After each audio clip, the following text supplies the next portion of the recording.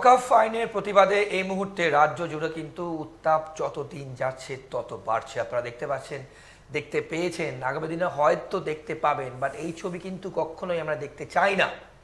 আমরা দেখতে চাই না ওয়াকফ আইনের বিরুদ্ধে, অর্থাৎ এই প্রতিবাদে সুপ্রিম কোর্টে ইতিমধ্যে হিয়ারিং চলছে, কিন্তু তার প্রতিবাদে মুর্শিদাবাদে কি হয়েছে আপনারা দেখেছেন, ভাঙড়ে কি হয়েছে আপনারা দেখেছেন, মালদায় কি হয়েছে আপনারা দেখেছেন, শামশেরগঞ্জে কি হয়েছে আপনারা দেখেছেন, আজিমগঞ্জে কি তাণ্ডব হয়েছে আপনারা দেখেছেন, রেলের অফিস ভাঙচুর।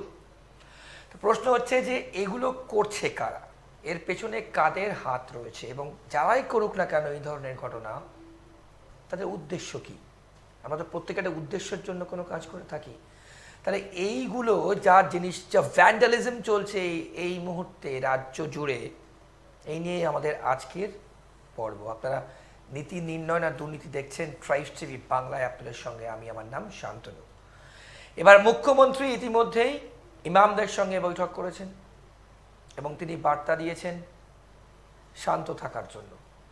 তিনি বলছেন যে যদি আপনারা শান্ত থাকেন তাহলে আপনারা জিতবেন, আর যদি উত্তেজিত হয়ে পড়েন তাহলে আপনারা হারবেন। অনেক ইম্পর্টেন্ট বার্তা কিন্তু এই দুটো লাইনে মাধ্যমে মুখ্যমন্ত্রী বোঝাতে চেয়েছেন। অন্যদিকে হিন্দুরা ঘর ছাড়া, মুখ্যমন্ত্রী বলছেন বিএসএফ এসব করাচ্ছে, বিএসএফ ছেলেদেরকে পয়সা দিয়ে ইট মারাচ্ছে। অন্যদিকে প্রধান বিরোধী দল বিজেপি সাংবাদিক সম্মেলন করছেন, যারা ঘর ছাড়া, যারা আক্রান্ত তাদের দিয়ে কোর্টে মামলাও করা হয়েছে।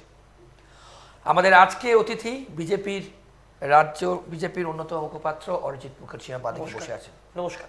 অরিজিৎকে আপনারা আগেও দেখেছেন, এই অনুষ্ঠানে বহুবার দেখেছেন। অরিজিৎ, আরও একবার স্বাগত।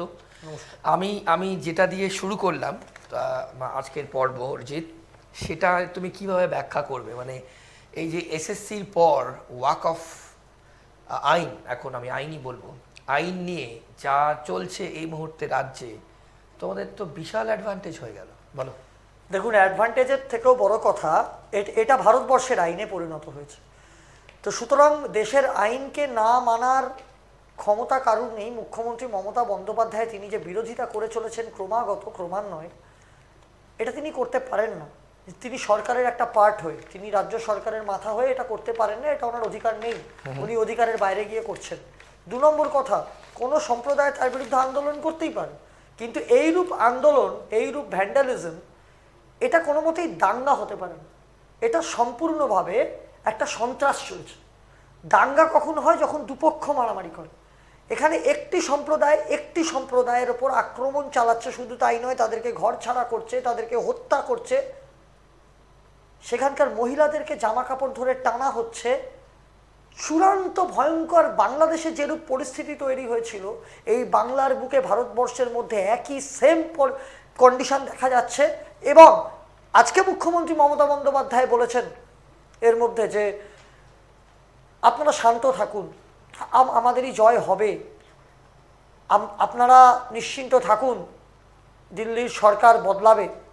অর্থাৎ মুখ্যমন্ত্রী মমতা বন্দ্যোপাধ্যায়ের বক্তব্য থেকে এটা পরিষ্কার, এতদিন যে পুলিশ চুপ করে বসেছিল এবং পুলিশ মন্ত্রী মমতা বন্দ্যোপাধ্যায় যে চুপ করে বসেছিল, তার মানে তিনি এই ধরনের ঘটনাগুলোকে এনজয় করছিলেন, তার জন্যই তিনি কোনো কড়া পদক্ষেপ নেননি।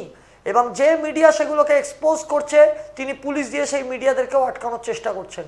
এবং আপনারা দেখেছেন, কেন্দ্রীয় স্বরাষ্ট্র মন্ত্রকের পক্ষ থেকে রাজ্যের মুখ্যমন্ত্রী তথা পুলিশ মন্ত্রী মমতা বন্দ্যোপাধ্যায়ের কাছে রিপোর্ট চাওয়া হয়েছে রাজ্য সরকারের কাছে, যে আপনারা এই রাজ্যে সরকারে থাকতে কি করে এই ধরনের ঘটনা ঘটে। আমি একটু ইন্টারাপ্ট করি তোমায়।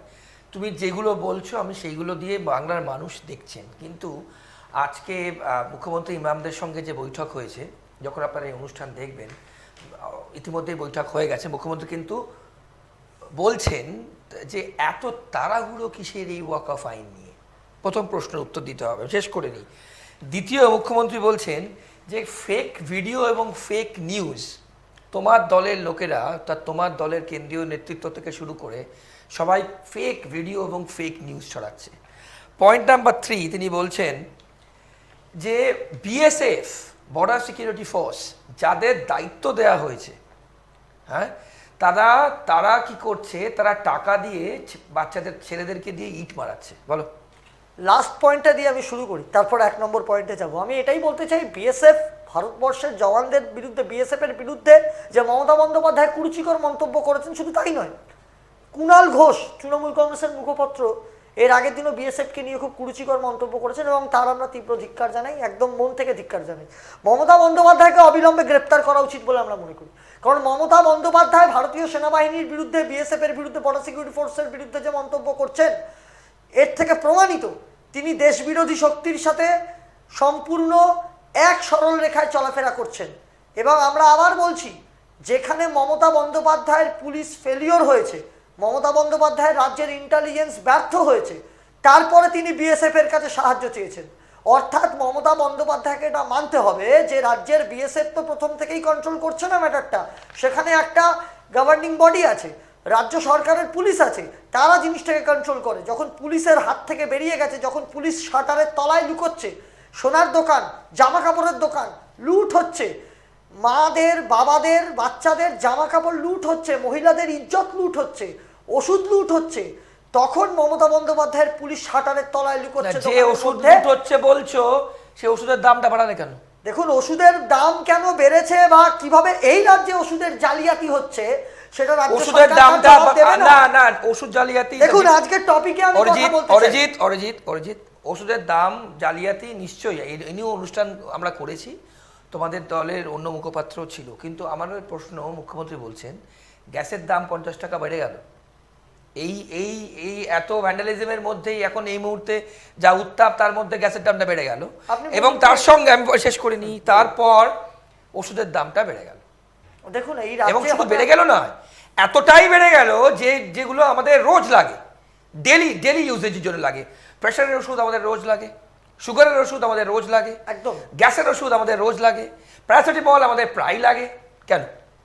দেখুন, সময়ের সাথে সাথে কোনো জিনিসের দাম যদি বেড়েও থাকে, সেটা সাধারণ মানুষের পক্ষে ঘটনা কষ্টকর, কিন্তু অর্থনীতির দিক থেকে ভারতবর্ষকে চাঙ্গা করতে গেলে এটা যে কোনো শক্তিশালী রাষ্ট্রের এটা লক্ষণ। কিন্তু আপনাকে মনে রাখতে হবে, বিগত দিনেও একাধিকবার আমরা প্রতিবাদ জানিয়েছি ইলেকট্রিকের ইউনিটের বিরুদ্ধে। এই রাজ্যে ইউনিটের দাম এত, অন্য রাজ্যে কম। এই রাজ্যে পেট্রোলের যা দাম, অন্য রাজ্যে পেট্রোলের দাম কম। আপনাকে মনে রাখতে হবে, এই ইস্যুটা আজকে কিন্তু মেন মুখ্য ইস্যু নয়। আমি অবশ্যই, আপনি ইনভাইট করলে আমি আরেকদিন এই টপিকের ওপর আলোচনা করব। কিন্তু আজকে যে মেন টপিক, যেটার ওপর গোটা ভারতবর্ষ শঙ্কিত, কেন্দ্রীয় স্বরাষ্ট্রমন্ত্রক শঙ্কিত, নরেন্দ্র মোদী উষ্মা প্রকাশ করেছেন মাননীয় প্রধানমন্ত্রী। এবং আপনাকে মনে রাখতে হবে, মুখ্যমন্ত্রী মমতা বন্দ্যোপাধ্যায়কে যারা ভোট দিয়ে সরকারে এনেছে, তারা কিন্তু শুধুমাত্র সংখ্যালঘু নয়, তারা কিন্তু হিন্দু, তারা কিন্তু শিখ, তারা কিন্তু জৈন, সমগ্র ধর্ম নির্বিশেষে মুখ্যমন্ত্রী মুখ্যমন্ত্রী দিয়েছেন ডায়াসে। কিন্তু মমতা মুখ্যমন্ত্রী ডায়াসে দিয়েছেন সবাইকে। এই যে তুমি যারা যারা বললে, শিখ, হিন্দু, খ্রিস্টান, প্রত্যেকে কিন্তু ডায়াসে ছিল, তাদের ভোট দিয়ে তাকে মুখ্যমন্ত্রী করেছে, অর্থাৎ তিনি সবার মুখ্যমন্ত্রী। কিন্তু তিনি একটি সম্প্রদায়ের এই যে জঘন্য অত্যাচার, এই মৌলবাদের যে মাথাচাড়া দেওয়া, বলা হচ্ছে আনসারুল্লাহ বাংলা এবং পিএফআই সহ সমস্ত জঙ্গি সংগঠন অ্যাক্টিভ হয়ে গেছে। আমার বক্তব্য হচ্ছে, বিএসএফ তো অনেক পরে এসছে দাদা। আপনাকে মনে রাখতে হবে, বিএসএফ কখন এসছে? যখন মমতা বন্দ্যোপাধ্যায়ের সরকার যখন ফেল করেছে, পুলিশ ফেল করেছে, তখন বিএসএফ ঢুকেছে। এবং উল্লেখযোগ্য বিষয়ে, বিএসএফ এর বিরুদ্ধে বড় বড় কথা বলছেন মমতা বন্দ্যোপাধ্যায়। আমি আপনাকে আগের শোতেও বলেছি, যখন এরিয়া ডমিনেশনের কথা বলে এই বিএসএফ মালদা মুর্শিদাবাদে, তখন মমতা বন্দ্যোপাধ্যায় ঝাঁপিয়ে পড়েন। যখন বিএসএফ জমি চায় কাঁটাতার লাগানোর জন্য, মমতা বন্দ্যোপাধ্যায় ঝাঁপিয়ে পড়েন। আর মমতা বন্দ্যোপাধ্যায় দলের নেত্রী রত্না বিশ্বাস বলে, বাংলাদেশ থেকে চলে এসো, আমি তোমাদের ভোটার কার্ড বানিয়ে দেবো। অর্থাৎ এর থেকে প্রমাণিত, মুখ্যমন্ত্রী মমতা বন্দ্যোপাধ্যায়ের সরকারের পুলিশ সম্পূর্ণরূপে ব্যর্থ। শুধু ব্যর্থ নয়, আজকে মমতা ব্যানার্জি পুলিশ মন্ত্রী, আমার বলতে লজ্জা লাগছে, আমি পুলিশকে রেসপেক্ট করি, এই কলকাতা পুলিশকে স্কটল্যান্ড ইয়ার্ডের সাথে তুলনা করা হতো। সেই মমতা বন্দ্যোপাধ্যায় পুলিশ মন্ত্রী তথা মুখ্যমন্ত্রী, তার পুলিশ মার খাচ্ছে, শাটারের তলায় লুকোচ্ছে, আর সেই পুলিশে গিয়ে চাকরি প্রার্থীদেরকে লাঠি মারছে। অর্থাৎ কোথাও পুলিশ কাপুরুষ, কোথাও পুলিশ বীরপুরুষ। আমার এখানেই প্রশ্ন, মমতা বন্দ্যোপাধ্যায় কি সম্পূর্ণভাবে পরিস্থিতিটাকে উত্তপ্ত করে বিএসএফ এর হাতে ছেড়ে দিয়ে কেন্দ্রীয় সরকারের ঘাড়ে দোষটা চাপানোর পরিকল্পনা করেছেন? তাহলে মানুষ অত বোকা নয়। ফিরাদ হাকিম আগের দিন কি বলেছেন শুনেছেন?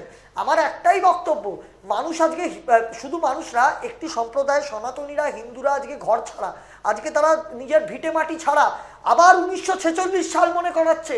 আমরা বাংলাদেশ পর্যন্ত দেখেছি কিন্তু তারপরেও রাজ্যের মুখ্যমন্ত্রী মমতা বন্দ্যোপাধ্যায় ভোট ব্যাংকের স্বার্থে যে জঘন্য নোংরা খেলা শুরু করেছেন, আমি বলছি 2026-এ মমতা বন্দ্যোপাধ্যায়ের বিদায়টা শুধু সময়ের অপেক্ষা, প্রতিদিন তৃণমূলের জেতার পার্সেন্টেজ কমছে। বেশ অরিজিৎ, এছাড়া মুখ্যমন্ত্রী আজকে আরো অনেক কথা বলেছেন। হ্যাঁ, মুখ্যমন্ত্রী আজকে কথাও বলেছেন যে ওষুধের দামের কথাটা বললাম, এবং সংবিধান মানা হচ্ছে না, সংবিধান মানা হচ্ছে না, মুখ্যমন্ত্রী কিন্তু সে কথাও বলেছেন।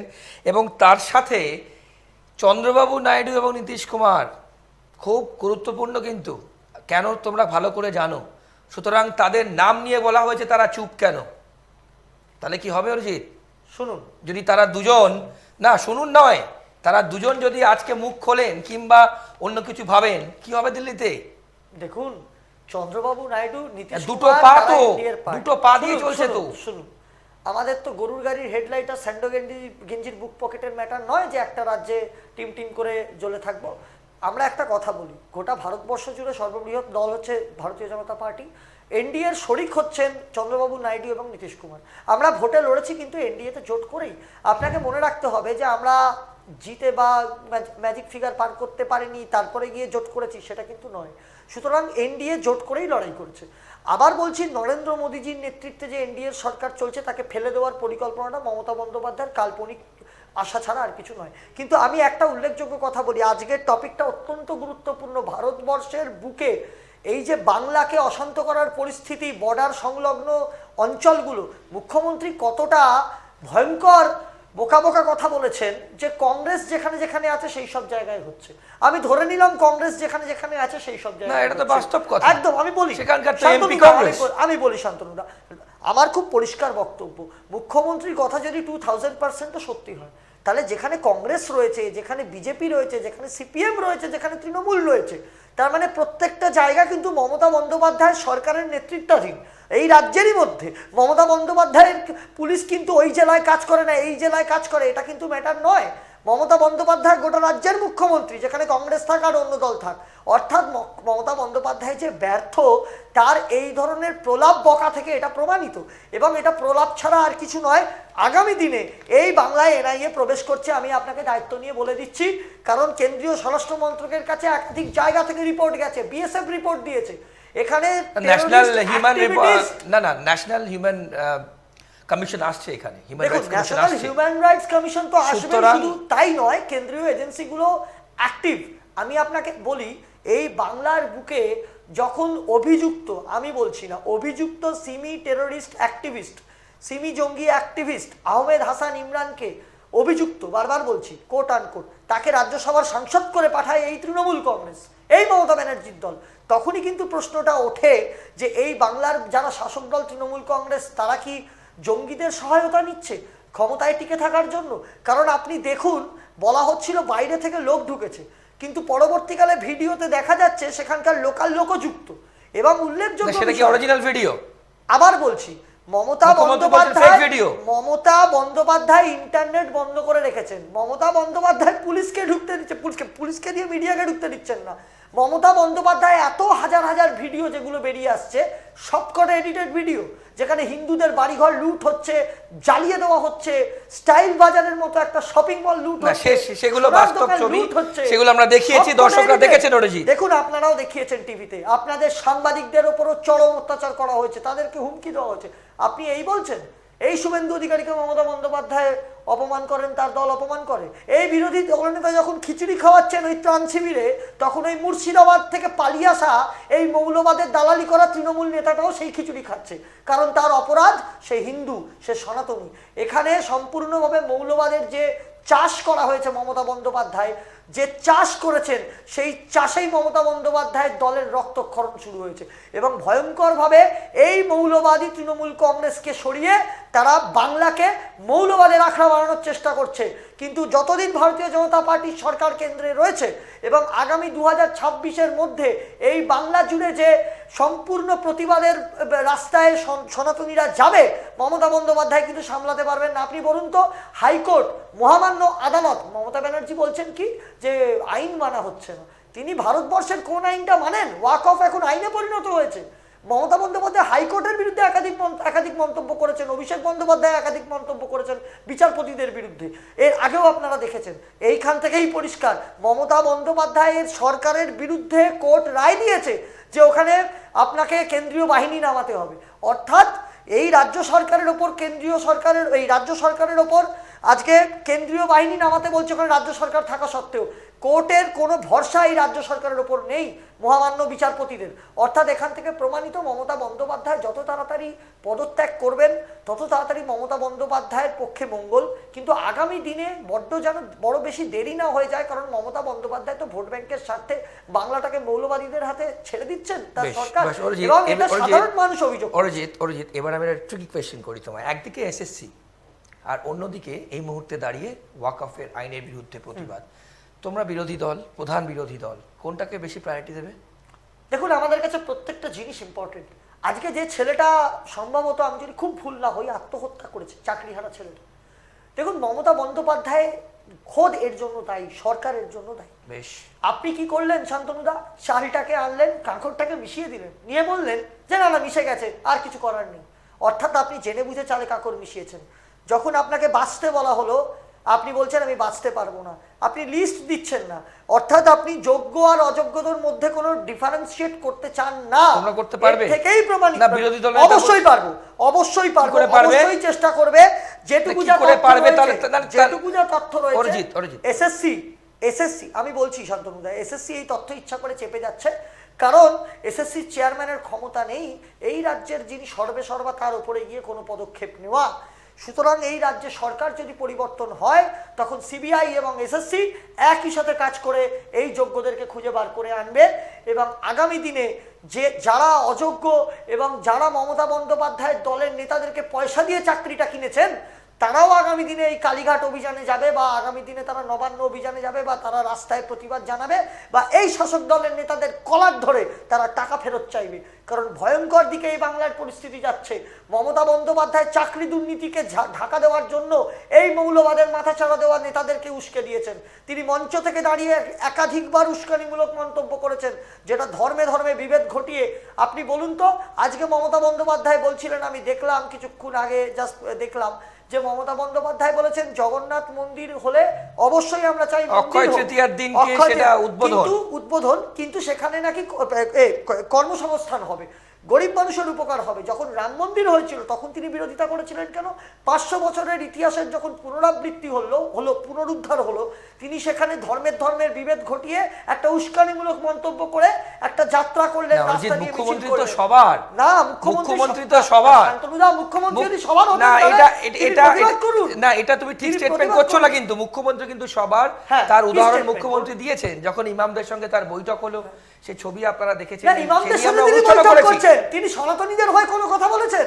কোথায় মুখ্যমন্ত্রী? সেই মঞ্চে তো সনাতনীরা ছিল, শুধু শিখ ছিল, সনাতনী ছিল। ভুল স্টেটমেন্ট নয়, আমি একদম সঠিক স্টেটমেন্ট আপনাকে দিচ্ছি, আমার কথা মিসগাইডেড করবেন না। আমার বক্তব্য, মুখ্যমন্ত্রী যদি সবার হন তাহলে তার প্রথম দায়িত্ব যারা এই সন্ত্রাস চালিয়েছে তাদেরকে গ্রেফতার করা। কজন গ্রেফতার হয়েছে? কেন রাজ্য পুলিশ? না, এক মিনিট অরিজিৎ, তিনি কিন্তু পরিষ্কার বার্তা দিয়েছেন যখন আপনারা এই অনুষ্ঠান দেখবেন। মুখ্যমন্ত্রী তার আগের দিন, অর্থাৎ মুখ্যমন্ত্রী পরিষ্কার বলেছেন যে যদি আপনারা শান্ত থাকেন তাহলে জিতবেন। আমি অনুষ্ঠান শুরুতেই বলেছি, আর যদি উত্তেজিত হন আপনারা হারবেন। শান্তনুদা আপনারা মিডিয়া তো সৎসাহস আছে আপনাদের মিডিয়ার, আমি বলছি, আমি রেসপেক্ট করি গণতন্ত্রের 4th পিলারকে, কিন্তু আপনারা বলুন তো কতদিন ধরে দেখাচ্ছেন ঘটনাগুলো? এতদিন ধরে মুখ্যমন্ত্রী কোথায় ছিলেন? পুলিশ মন্ত্রী কোথায় ছিলেন? রাজীব কুমার ডিজি কোথায় ছিলেন? এতদিন ধরে যারা বড় বড় লেকচার মারে, যারা বলে ফেক ভিডিও, এই ভিডিও, তারা সনাতনীদের মার খাওয়া, সম্পত্তির লুট হওয়া, ভাঙচুর হওয়া, জ্বালিয়ে দেওয়া, মেয়েদেরকে অত্যাচার করা, মহিলাদের সম্মানহানি ঘটানো লোকগুলোকে, সেই ধর্মের মৌলবাদী দালালগুলোকে তারা কোনো স্টেপ নেননি তাদের বিরুদ্ধে। তারা এতদিন বাদে যখন সব লুটপাট হয়ে হিন্দুরা ঘর ছাড়া, সনাতনীরা ঘর ছাড়া, তখন তারা মায়া দয়া দেখিয়ে দয়া করছেন এবং তারা সম্পূর্ণভাবে একটাই পথে যাচ্ছেন। কারণ আমি আপনাকে বলি, মানুষ আশঙ্কা করছে একটাই ঘটনা, মুখ্যমন্ত্রী মমতা বন্দ্যোপাধ্যায় তথা তৃণমূল কংগ্রেস এটা হয়তো চাইছে, এটা মানুষ ভাবছে, মানুষ বলছে রাস্তাঘাটে, এটা আমি বলছি না, যে তৃণমূল কংগ্রেস বুঝতে পেরেছে সনাতনীরা তৃণমূল কংগ্রেসকে আগামী দিনে ভোট দেবে না। সেই কারণেই হয়তো মমতা বন্দ্যোপাধ্যায়ের দল তৃণমূল কংগ্রেস তারা মৌলবাদের দালালদেরকে উস্কে দিচ্ছেন। এবং আপনি দেখেছেন এক তৃণমূল কংগ্রেসের নেতা, আমার নামটা এই মুহূর্তে মনে পড়ছে না, তিনি বলেছেন যে এই আইন যদি প্রত্যাহার না করা হয় গোটা বাংলা দখল নেব, বিধানসভা দখল নেব। শুধু সিদ্দিকুল্লাহ চৌধুরী নয়, বিগত 2-1 দিন আগেও অন্যান্য লিডার 2-1 জন বলেছেন মুর্শিদাবাদের, মালদার সম্ভবত, আমি যদি খুব ভুল না হই। কিন্তু আমার কথা এখানেই যে তৃণমূল কংগ্রেসের যে রাজনৈতিক দলের নেতা নেত্রীরা, তাদের ওপর তো মমতা বন্দ্যোপাধ্যায়ের হাত, তাদের মুখ থেকে বেরোনো কথার ওপর মমতা বন্দ্যোপাধ্যায়েরই সমর্থন থাকবে। অর্থাৎ এর থেকে প্রমাণিত মমতা বন্দ্যোপাধ্যায় হিন্দু শূন্য করার পরিকল্পনা করেছেন, এটা মানুষ বলছে, আমি বলছি না। এই জেলায় জেলায় হিন্দু শূন্য করে মৌলবাদীদের বসিয়ে এই রোহিঙ্গাদের ভোটে জিতে তৃণমূল কংগ্রেস 26-এ সরকার গঠনের জন্য এই পরিকল্পনা করেছে কিনা সেটা আমি বলছি না, মানুষ বলছে। মানুষ কোথায় বললো, কানে কানে বললো? দেখুন, মানুষ তো বলছে, বিভিন্ন মিডিয়াতে আপনারা দেখাচ্ছেন যে মানুষ অভিযোগ করছে, কাঁদছে, কারুর ভিটে মাটি নেই, কারুর খাবার নেই, থালা নেই, কারুর গলা সোনার হাটটাও চুরি হয়ে গেছে, বাবার হাটের অসুখ, তার হাটের ওষুধটা পর্যন্ত টাকা রেখেছিল চিকিৎসা করানোর, অপারেশন করানোর, সেই টাকাটা পর্যন্ত লুট করে নিয়ে গেছে, সেই মানুষরা এই কথা বলছে। আর যারা বলছেন ফেক ভিডিও, অল ইন্ডিয়াতে যতগুলো চ্যানেল রয়েছে প্রতিটা চ্যানেল এইটা দেখিয়েছে সংবাদ মাধ্যমেরা, ইভেন সংবাদ মাধ্যমের যারা রিপোর্টার তাদের ওপর, সাংবাদিকদের ওপর নারকীয় আক্রমণ হয়েছে, তাদেরকে জানে মেরে দেওয়ার চেষ্টা হয়েছে। আমরা কোথায় দাঁড়িয়েছি? এ তো কাশ্মীরের থেকেও ভয়ঙ্কর অবস্থা। আগামী দিনে কাশ্মীর ফাইলসের জায়গায় না বেঙ্গল ফাইলস তৈরি করতে হয়। এই বিবেক অগ্নিহোত্রী কাশ্মীর ফাইলসের ডিরেক্টর বলেছেন। কারণ আপনাকে মনে রাখতে হবে, এই বাংলার বুকে যে বর্ডার সংলগ্ন যে জেলাগুলো আমি আপনাকে বলছিলাম, নদিয়া, মুর্শিদাবাদ, মালদা, দক্ষিণ 24 পরগনা একাংশ, আপনাকে মনে রাখতে হবে এরা সম্পূর্ণভাবে এখানে মৌলবাদের চাষ করেছে তৃণমূল কংগ্রেস। তার জন্য এই দিকে দিকে পুলিশের গাড়ি চালানো হচ্ছে। আরে পুলিশ তো রাজ্য সরকারের, সেই পুলিশকে ছাড় দেওয়া হচ্ছে না, তারা শাটরের তলায় লুকোতে বাধ্য হচ্ছে। কারণ এই বাংলায় মমতা বন্দ্যোপাধ্যায় ভোট ব্যাংকের স্বার্থে, ক্ষমতায় থাকার স্বার্থে সম্পূর্ণভাবে জেহাদিদের হাতে ছেড়ে দেওয়ার পরিকল্পনা করেছেন কিনা সেটা আমরা জানি না, আমি বলবো না যে আমি জানি বা আমি শিওর হব। কিন্তু এই প্রশ্নটা উঠছে, আমি শেষ করে নি শান্তনুদা, এই প্রশ্নটা উঠছে যে মমতা বন্দ্যোপাধ্যায় অদ্ভুতভাবে নির্বিকার, অদ্ভুতভাবে চুপ। যখন সব ঘটে গেল, যখন সব শেষ, সনাতনীদের রক্তে ভিজলো মাটি 1946 সালের মতো, তখন মুখ্যমন্ত্রী মমতা বন্দ্যোপাধ্যায় রাজধর্ম পালনের চেষ্টা করছে। বেশ অরিজিৎ, আমি তোমাকে একটা কথা জিজ্ঞেস করি। আর মুখ্যমন্ত্রী যখন সভা করছেন, অর্থাৎ যারা ইমাম তাদের সঙ্গে বৈঠক করছেন ওপেন ফোরামে, মুখ্যমন্ত্রী বলছেন কারুর আইডেন্টিটির জন্য, আইডেন্টিটি প্রমাণ করার জন্য এই ভ্যান্ডালিজম করা হচ্ছে, এবং তিনি কন্ডেম করেছেন। তিনি পরিষ্কার বলেছেন এটা কখনো সমর্থনযোগ্য নয় এবং এটা করা কিন্তু ঠিক নয়। এই যে আইডেন্টিটি প্রুফ করার জন্য, খুব ইম্পর্টেন্ট একটা স্টেটমেন্ট, বলো। দেখুন, ভাঙড়ে যেটা হয়েছে আপনারা দেখেছেন, শামশেরগঞ্জে যারা হয়েছে আপনারা দেখেছেন, আজিমগঞ্জে যেটা হয়েছে আপনারা দেখেছেন, গোটা মুর্শিদাবাদ জুড়ে যা হয়েছে সে ছবিও কিন্তু ট্রাইব ট্রি বাংলায় আপনারা দেখেছেন। সুতরাং এই আইডেন্টিটি প্রমাণ করার জন্য খুব বড় স্টেটমেন্ট, বলো রিজিত। যে গরু দুধ দেয় তার লাথি খেতে রাজি, দুধের গাইদের লাথি খেতে রাজি, এটা কে বলেছিলেন হয়তো আপনাদের কাছে তথ্য আছে। এই রাজ্যের শাসক দলের কোন নেত্রী বলেছিলেন আমি বলবো না, আমি শুধু এটুকুই বলি যে সম্পূর্ণভাবে একটি সম্প্রদায়কে না করে তাদেরকে একদমই তাদেরকে এটাতে লেলিয়ে দেওয়া হচ্ছে, সম্পূর্ণভাবে তাদেরকে মাঠে নামিয়ে দেওয়া হচ্ছে, শুধুমাত্র সনাতনীদেরকে ধ্বংস করে, যাতে সনাতনীরা ভোটও দিতে না পারে। যার জন্য আমরা আশঙ্কা করছি এইভাবে ভোট দেওয়া সম্ভব নয়। 2026-এর মধ্যে অন্তত 355 বা 356 জারি না করলে এই বাংলায় ভোটাধিকার প্রয়োগ করা অসম্ভব, বিরোধী দলনেতা বলেছেন মাননীয় শুভেন্দু অধিকারী। এবং আপনাকে মনে রাখতে হবে, মমতা বন্দ্যোপাধ্যায় যত তাড়াতাড়ি পদত্যাগ করে কেন্দ্রীয় সরকারের হাতে তুলে দেবেন তত তাড়াতাড়ি মঙ্গল। না হলে এই পরিস্থিতি যে কোথায় যাবে আমরা আশঙ্কা, আমরা ভয় পাচ্ছি যে একের পর এক জেলায় ছড়িয়ে পড়ছে। আগামী দিনে যারা আমাদের বাড়িতে এসে না উপস্থিত হয়, তারা কিন্তু সেটা কখনো কাম্য নয়। আমরা মুখ্যমন্ত্রীর কাছে করজোড়ে আবেদন জানাই যে আপনি রাজধর্ম পালন করুন, অবিলম্বে যারা দোষী তাদেরকে গ্রেপ্তার করে জেলে ঢোকান। ভোট ব্যাংকের স্বার্থে এই বাংলাকে সম্পূর্ণভাবে জিহাদিদের হাতে তুলে দেবেন না, এই করজোড়ে আবেদন আমরা জানাই। বেশ অরিজিৎ, একদম শেষ, খুব সংক্ষেপে এক লাইনে উত্তর দেবে। এত কিছুর পর এত কিছু যা হচ্ছে তার ডেফিনেটলি তারা আমরা নিন্দা করি। তাও যেহেতু তুমি দলীয় মুখপাত্র বিজেপির, রাজ্য বিজেপির, সব হিন্দু ভোট পাবে? দেখুন, এবারে সব হিন্দু ভোট পাবে, অবশ্যই সংক্ষেপে উত্তর দাও। তৃণমূলের হিন্দুরাও বিজেপিকে ভোট দেবে।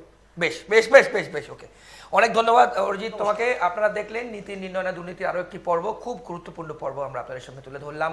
এবার শেষ কথা আপনারা বলবেন, আপনারা অনুষ্ঠান দেখেন এবং মানুষই কিন্তু শেষ কথা বলবে গণতন্ত্রে, ডেমোক্রেসিতে। এটাই কিন্তু হয়ে এসছে এবং হয়ে থাকবে, এটাই আমরা চাইবো।